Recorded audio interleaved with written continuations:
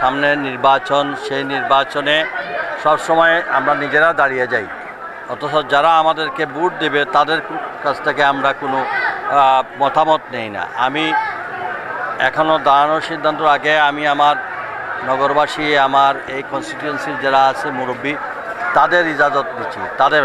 তারা হলেন আমার আসল কাজে, আমি তাদের মতামত দিচ্ছি। মতামত আল্লাহর কাছে, আল্লাহর হুকুম হইলে ইনশাআল্লাহ তারা সবাই আমারে দোয়া দিয়েছেন।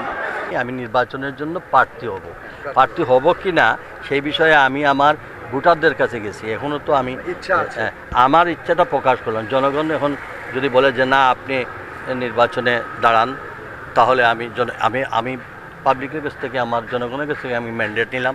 তাহলে আমার এই ম্যান্ডেটটা আমি আমার দলের কাছে উপস্থাপন করব।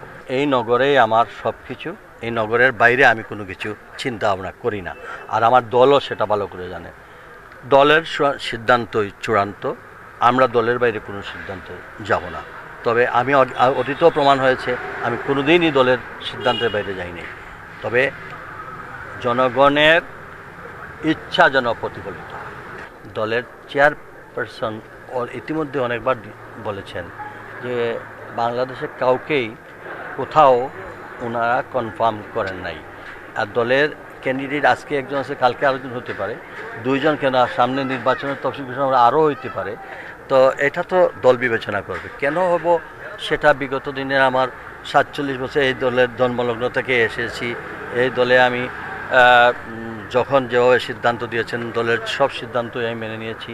আমি এখানে জনপ্রতিনিধি, কাউন্সিলর থেকে শুরু করে এই ফ্যাসিজমের সময় এই এলাকার জন্য আমি সবার চাইতে আমার এলাকার ভোটার যারা আমাকে জীবন বাজি রেখে, তখন কেউ ছিলেন না, দলেরও নেতাকর্মীরা দাঁড়াইতে পারে নাই।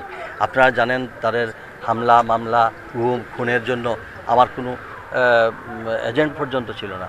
তখন কারা আমার এই ভোটের বাক্স ভোট দিয়ে কারা আমার পিছনে দাঁড়িয়েছিল, কারা আমাকে শক্তি, আমি সেই জনগণের কাছে আসছি। তারা যদি, আমি বলি নাই তো, আমি আমার মুরব্বীদের কাছে জিজ্ঞাসাবাদ করতেছি।